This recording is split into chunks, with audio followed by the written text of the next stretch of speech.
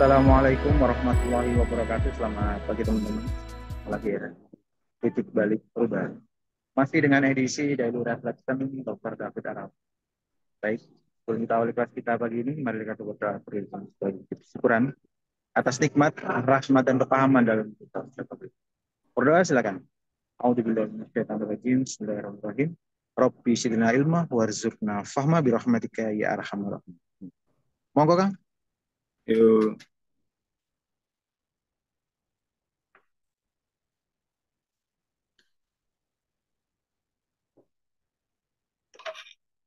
oke, kita lanjutkan program. Bismillahirrahmanirrahim. Assalamualaikum warahmatullahi wabarakatuh. Selamat pagi ya. Kita lanjutin program kita. Kita akan bahas Mei 19 ya, terutama kalimat yang ini. Jadi kita hanya perlu shifting, memindahkan arah hidup kita dari menyembah dunia, ya, dari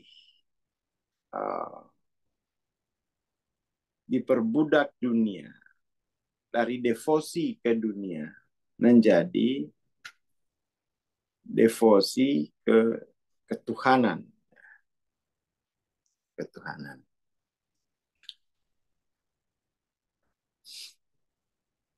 Itu yang paling penting. Tetapi untuk bisa memindahkan tujuan hidup ini kan namanya tujuan hidup.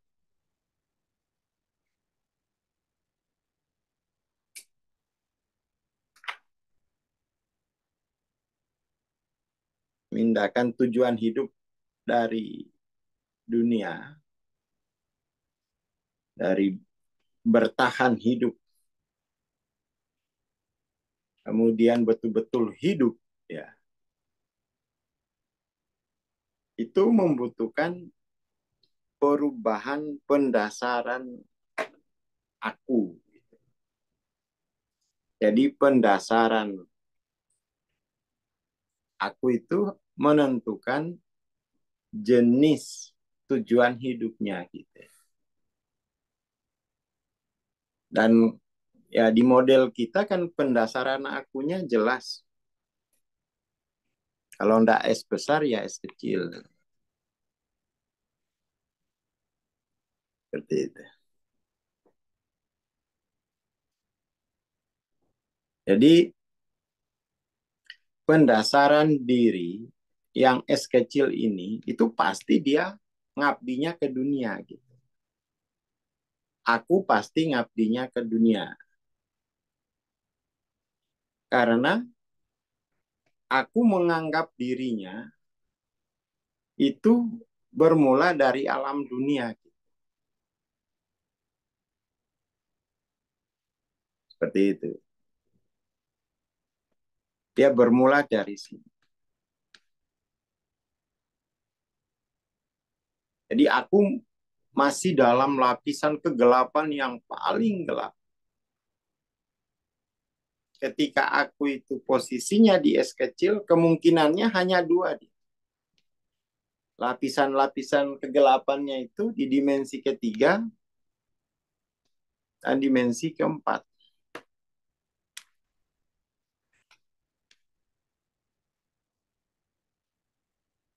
Seperti itu. Dimensi ketiga aku dikuasai oleh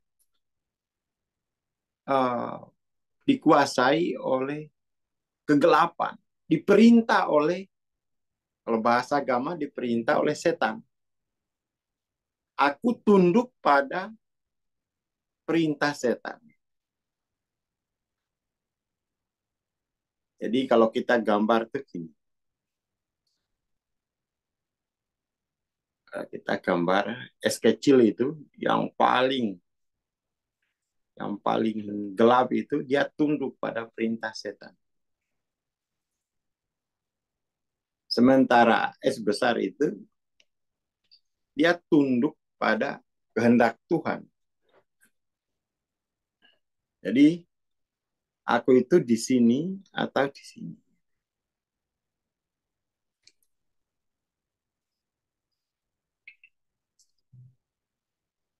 Nah, D4 pun meskipun itu udah bagus, aku itu mulai bangkit, mulai bangun dari kegelapan.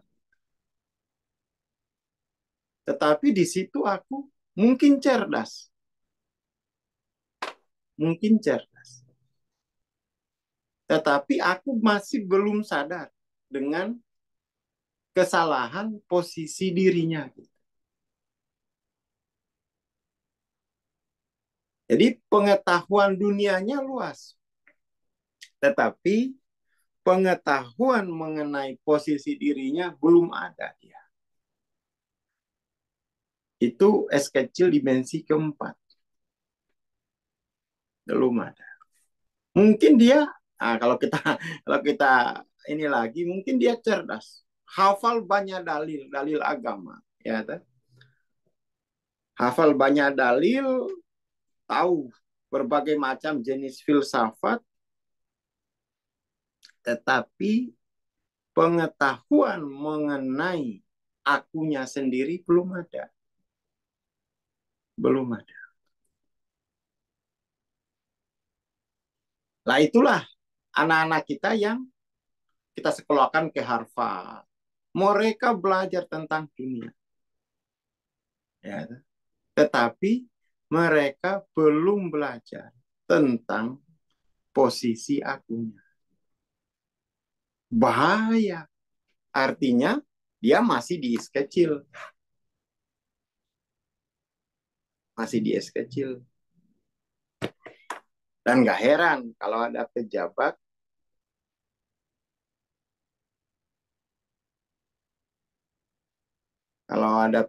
yang korup, akunya masih dalam kegelapan, S kecil.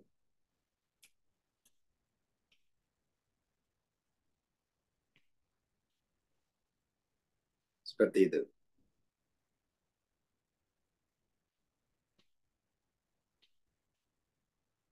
Bukan, dan ini tidak boleh diversuskan, diperlawankan antara ilmu mengenai posisi aku dengan ilmu-ilmu mengenai ilmu-ilmu tukang. Ya, ilmu tukang itu kan bikin jembatan, bikin besar, itu kan ilmu pertukangan. Ilmu tukang itu, ilmu untuk dunia itu ilmu tukang. Ilmu tukang. Itu ya kegunaannya sendiri. Tetapi kalau ilmu untuk aku nggak bisa dipakaikan ilmu untuk tukang. Nggak bisa. Itu harus kepada, kalau bahasa Qur'annya, kepada ahli dzikir.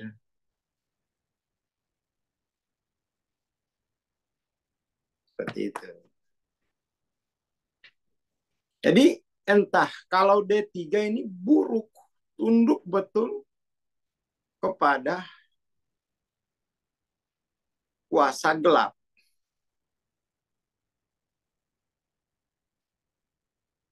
Tunduk pada kuasa gelap kalau D3, S kecil tapi D3. Tetapi kalau S kecilnya D4, dia tunduk betul kepada panca inderanya. Sudah bisa melihat tapi hanya sebatas penglihatan mata. Nah, itu yang kemudian melahirkan konsep sekulerisme, sekuler. Konsep sekuler gitu. Sekuler itu suatu prinsip dalam ilmu bahwa tidak usah mencari penyebab dari akibat yang terjadi di dunia ini di luar dunia. Cari saja penyebabnya itu di dalam dunia. Gitu. Nah, itu ilmu material, namanya ilmu sekuler. Tapi itu tidak bisa dipakai untuk meng-shifting posisi aku. Nggak bisa. Nggak bisa.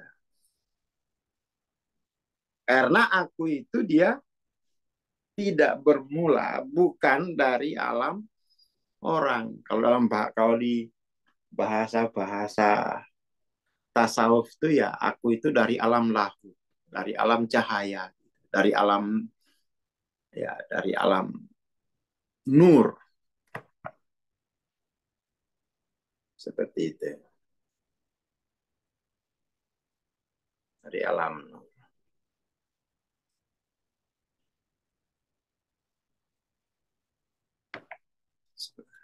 Jadi, dan sebenarnya itu melelahkan bagi aku kalau dia disamakan dengan orang. Melelahkan. Karena dia harus selalu bertahan hidup. Di dunia ini aku akan selalu rebutan untuk bertahan hidup. Rebutan. Psikologinya itu, psikologi, kalau bahasa Hawking, rebutan itu kan akuisisi untuk akumulasi. Ya, itu bahasanya Hawking. Kalau rebutan itu artinya akuisisi untuk akumulasi. Akuisisi itu memindahkan untuk menumpuk. Untuk akumulasi.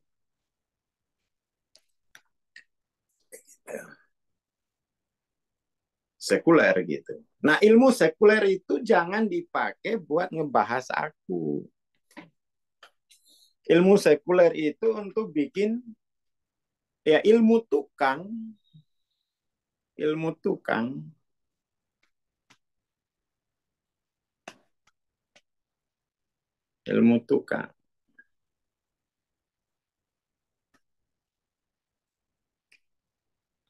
Dan kalau dia di es kecil, ya pasti dia seperti ini. Dan tidak gampang ini menyadarkan aku yang sudah menjadi orang. Bagi orang tua itu sebaiknya anaknya dari kecil itu diperdengarkan. Karena semakin lama aku itu menjadi orang, dia semakin kuat. Kegelapan itu menguasai aku gitu.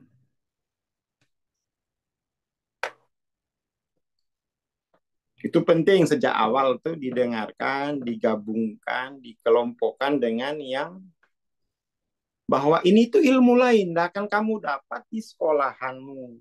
Walaupun sekolahnya di luar negeri, nggak ada ilmu tentang aku di sekolah itu nggak ada.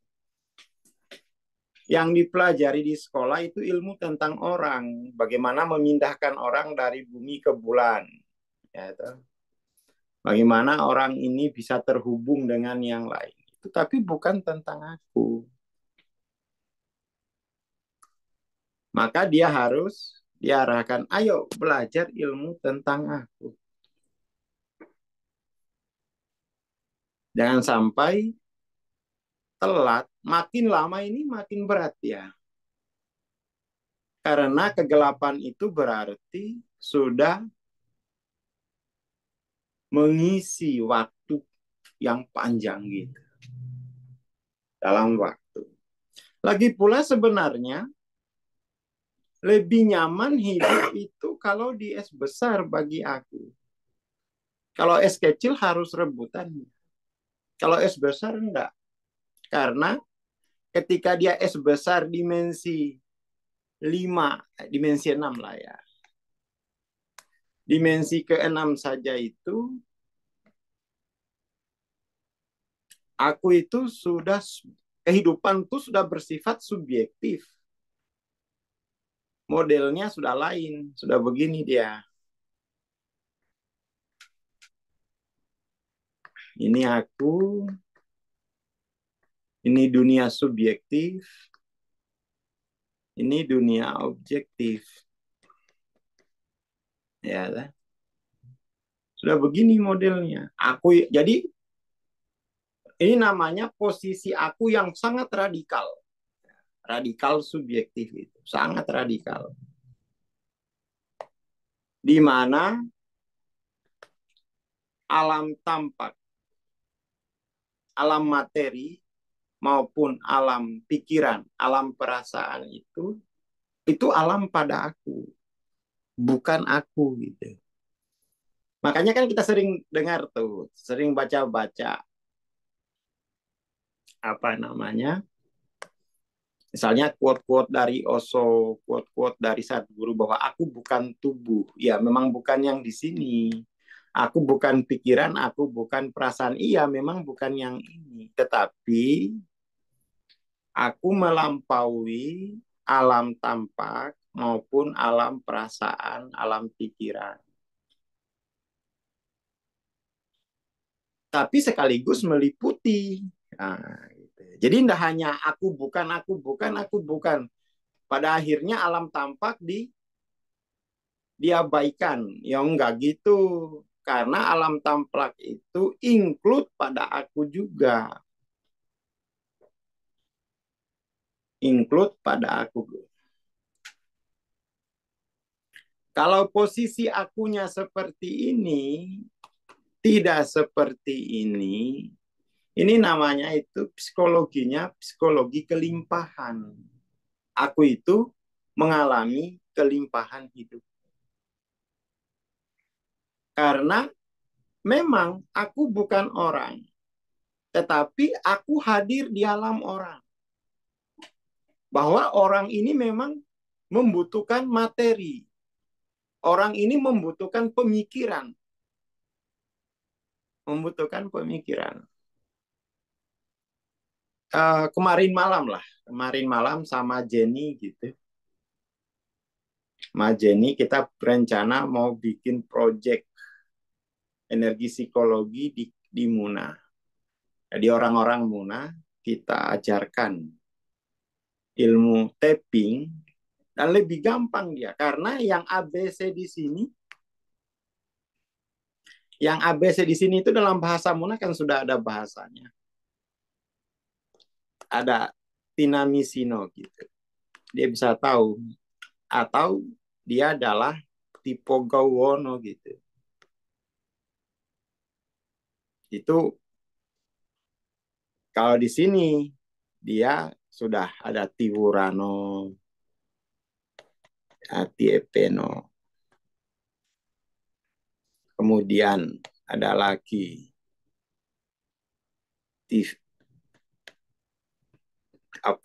tifenamino gitu. Kemudian ada lagi panca indera ini.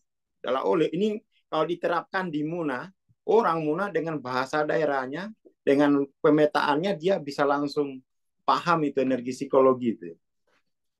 Kalau ini Wuto. Karena dia kategorinya udah rapi, nanti tinggal di apa namanya? Diajarkan. Ada tiepeno, tifetinkeno gitu. 1, 2, 3. Satu lagi itu satu lagi berarti tifewonono gitu. Itu kalau dalam dibawa ke bahasa Muna diajarkan ke sana, oh ini udah clear semua dia. Udah modelnya itu udah terbahasakan dengan bahasa kayak. Dia bisa langsung operasional, tinggal didampingin sebenarnya. Seperti itu. Jadi alam materi maupun alam abstrak. Alam abstrak itu ya bahasa yang terbahasakan atau yang terasa, yang tinamisino itu wilayah tatampa memang. Itu satu dunia. satu dunia.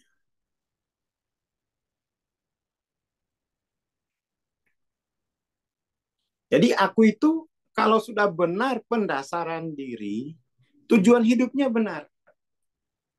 Dia tidak akan diperbudak oleh dunia. Nggak akan.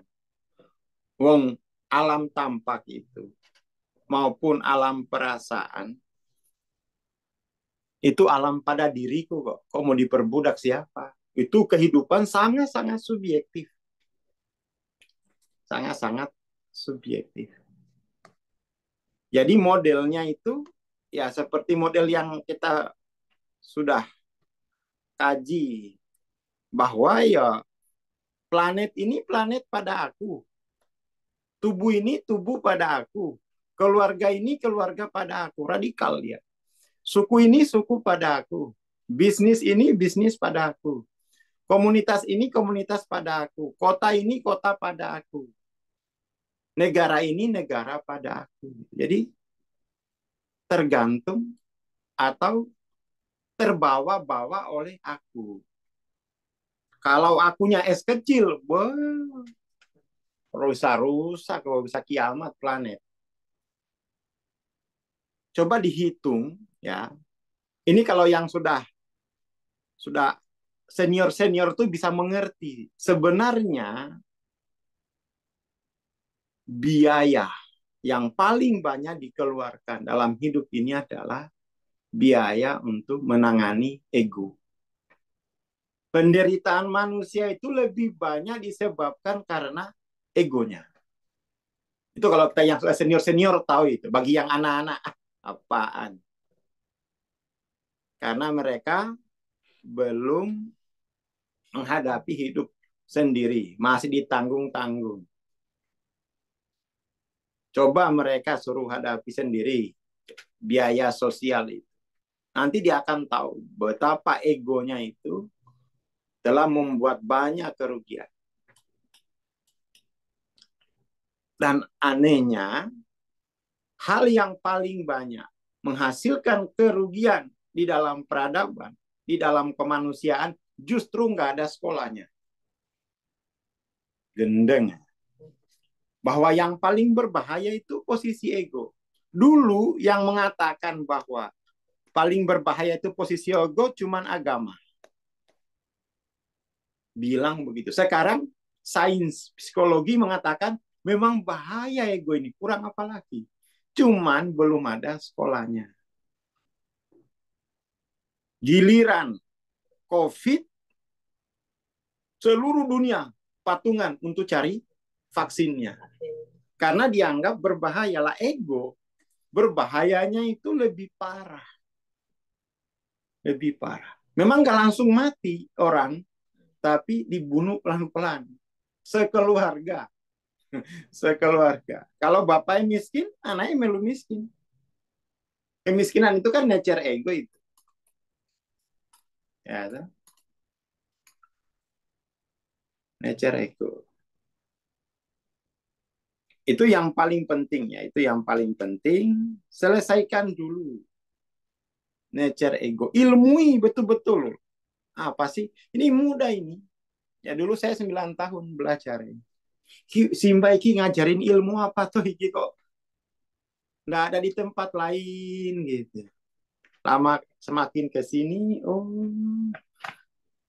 ini memang penting. Karena penderitaan karena ego itu sudah dialami oleh seluruh manusia sepanjang sejarahnya.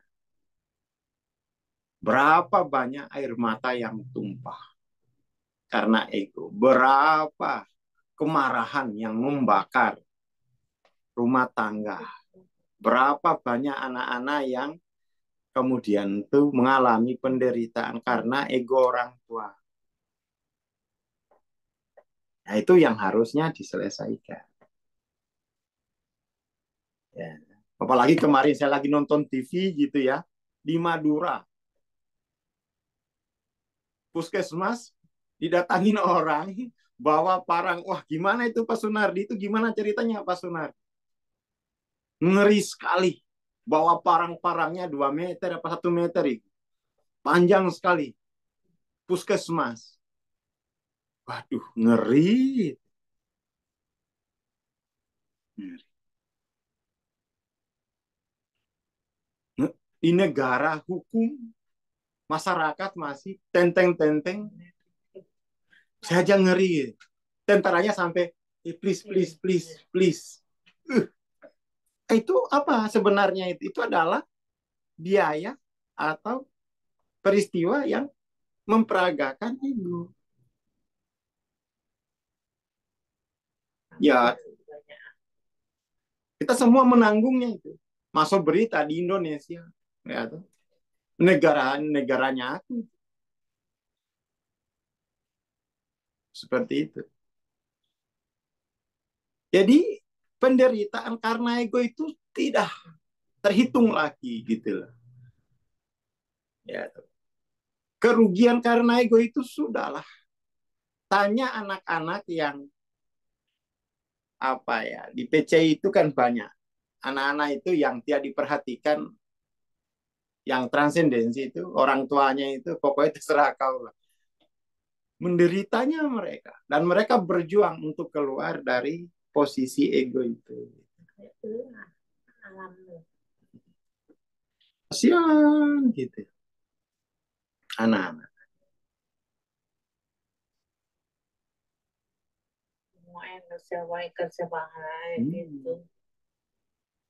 Jadi ego ini ngeri, tapi justru dianggap enteng karena memang ego ini nggak langsung kayak virus langsung mati, tapi dia pelan-pelan, pelan-pelan. Makin lama makin lemah aku itu.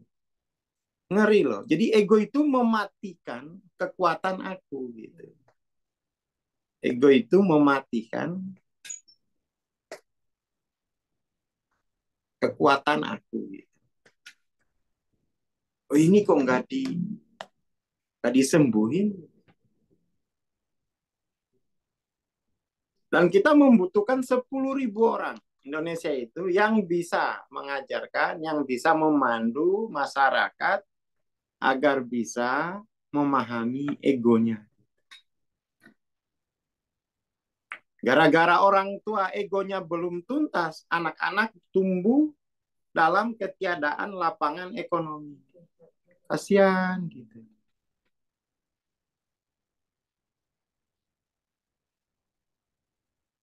Jadi anak-anak tumbuh tanpa lapangan ekonomi, anak-anak tumbuh tanpa jaminan sosial.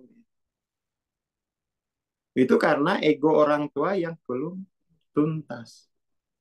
Sudah gitu nikah terus bapak Allahu Akbar. Ya, satu aja nggak bisa nanggung. Aja nggak keurus kok. Nambah lagi, nambah lagi.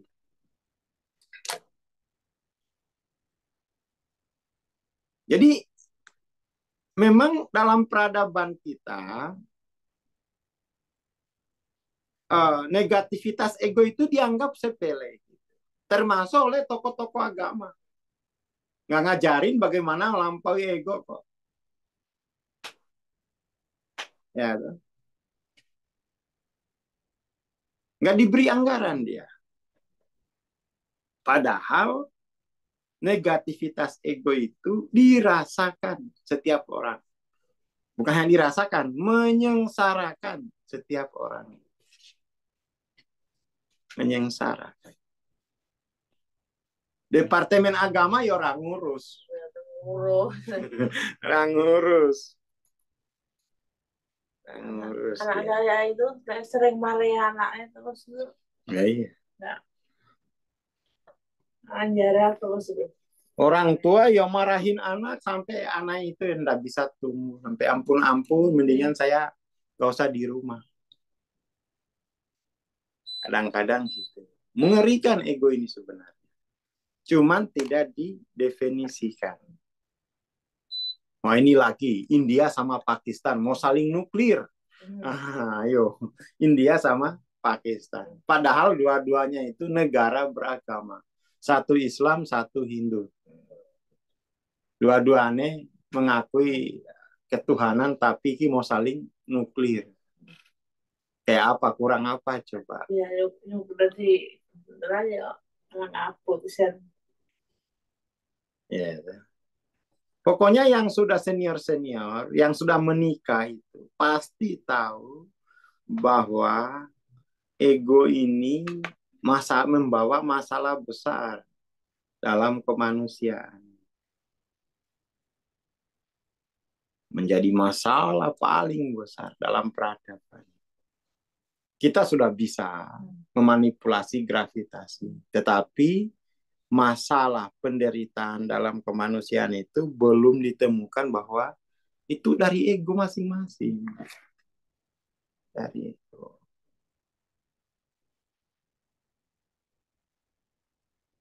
Seperti itu. Jadi ini mari ya, mumpung 300 orang, 317. Mari fokuskan. Yuk. Mulai ilmui posisi ego ini. Pokoknya harus tuntas. Harus tuntas. Harus tuntas. Gimana caranya itu ya? Biar 300 orang ini bisa mengajarkan, pokoknya harus bisa ngajar dia. Ngajar ke istri, ngajar ke anak. Gitu. Bisa ngajar bagaimana cara melampaui posisi ego. Jadi kalau dalam buku-buku barat itu, gini dia. Jadi gini dia, kategorinya bagus orang barat itu. Mana itu ya? Nah, gini. Dari sini, dari posisi merah ke sini, ini namanya dia perjalanan menuju Tuhan. Journey to God. Kalau di sini, ini namanya journey in, di dalam ketuhanan. Orang barat kalau bikin kalimat itu jelas, ini menuju, ini di dalam ketuhanan. Perjalanan minat dulumat ilanur, dari sini ke sini. Kalau dari sini ke sini, ini perjalanan minanur ilanur. Kayak gitu. Itu kategorinya orang barat. Barat sudah mulai bangkit loh itu. Sudah mulai bangkit ya karena mereka tahu betul bahaya ego ini. Kenapa? Mereka sering jadi pelaku. Orang barat itu pelaku. Penjajah sedunia. Tukang peras sedunia ya mereka. Dan mereka udah sadar. Ini salah. Ini salah. Ini salah. Jadi penting memetakan perjalanan. Perjalanan menuju Tuhan itu dari D3 sampai D6. Kategorinya begitu kalau kita pakai bahasa Inggris. Saya senang pakai bahasa Inggris karena inilah. Pembedanya itu enak. Yang bacanya enak, yang baca ini. Ya gitu. Oke ya, kalau pokoknya tuh ya soal pendidikan keegoan ini kalau bisa itu nggak usah di sekolah, di rumah aja, bapaknya yang ajar, ayah ibunya yang ngajar itu. Nggak usah diserahkan ke sekolah nanti anak-anak dapat PR lagi. Malah repot kita kalau pendidikan soal ego ini itu diserahkan lagi ke pemerintah, nggak usah.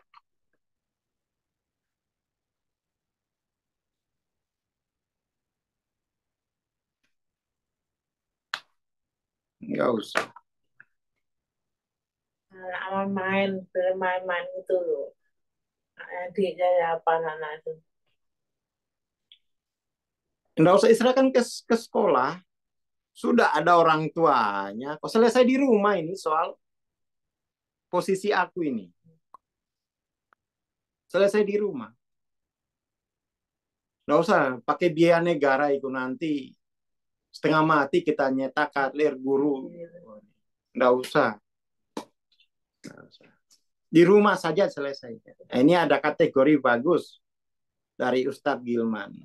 Perjalanan rohani itu ilallah, fillah, billah. Wah, keren nih, guys. Kategorinya mantap pokoknya. Perjalanan ilallah, fillah, billah.